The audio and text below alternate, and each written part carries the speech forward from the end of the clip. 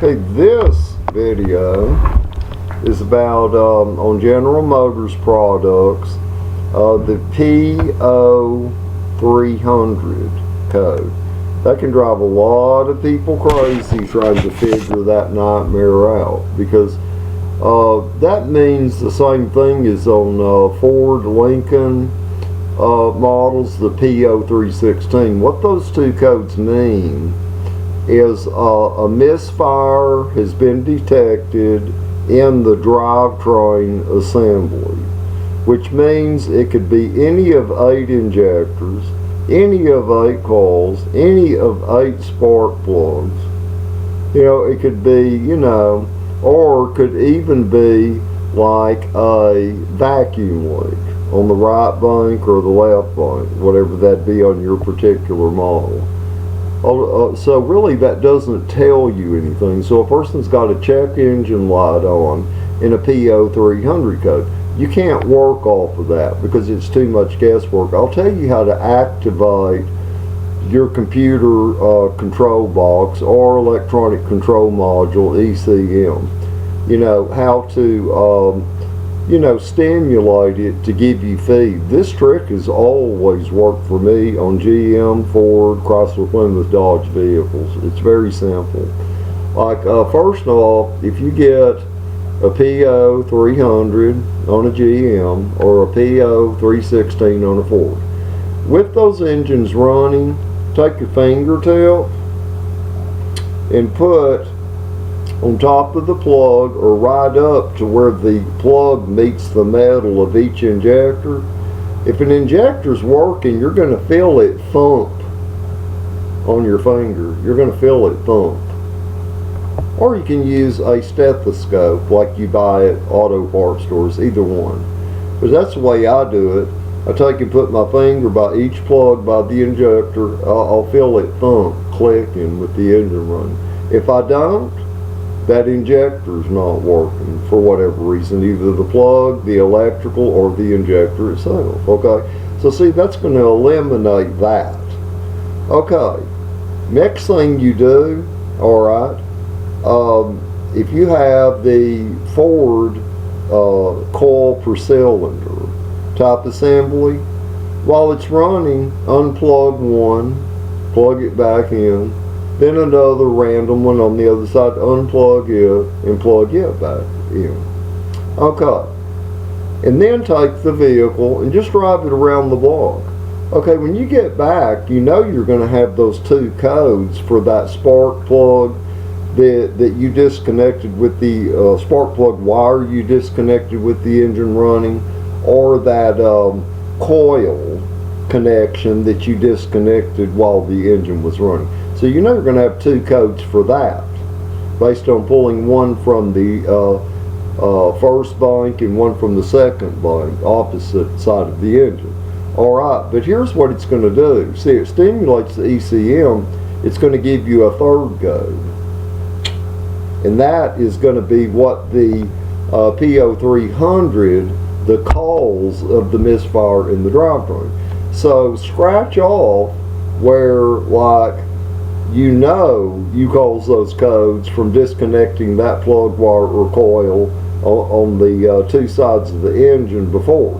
The 3rd code, bingo, that's going to pinpoint the cylinder that is causing the problem. It saves a bunch of time. I've seen so many mechanics online, several, and they go through all this bullshit, analyzing the system, taking each plug wire and putting a gap, tester on it, taking a test light and putting on each plug that goes into each coil, or each plug that goes into the injector. You don't have to go through all that bullshit if you'll do it my method. It's easy. And then, of course, after you fix whatever cylinder is causing the problem, you're going to have to erase your codes and go through your drive cycle again, okay? Which you would have had to have done that anyway.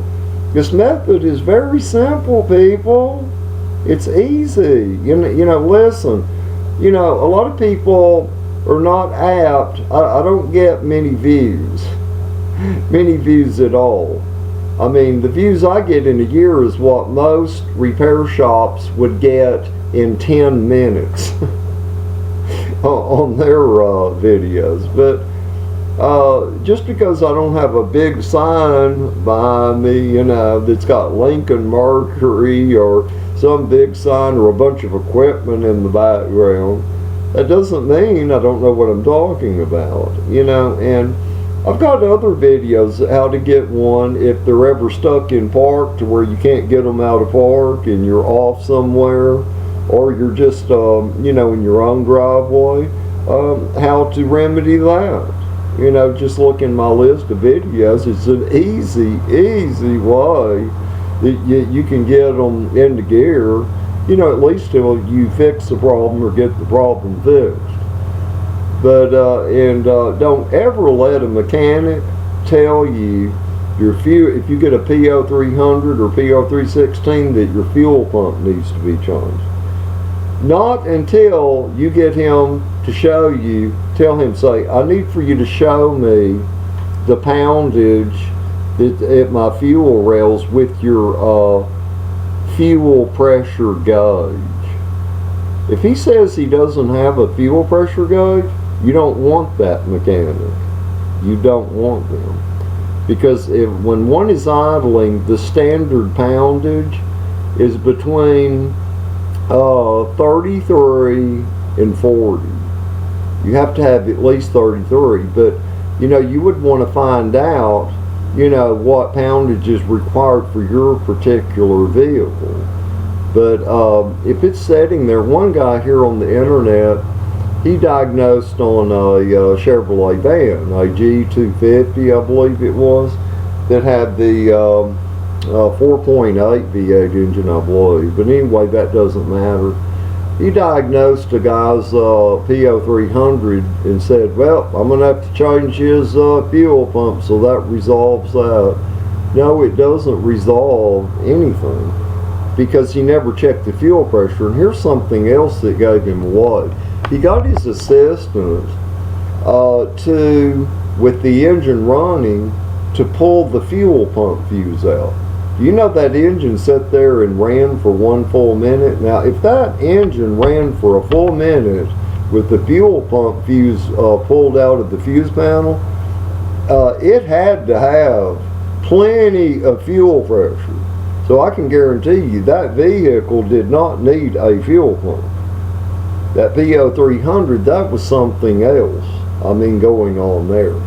But anyway, learn to be smart in anytime I put anything on here, if I'm unsure, I don't do it. I investigate something. But when I'm sure about something, and I tell y'all people something, that's the way it is. But anyway, hope y'all all have a good day.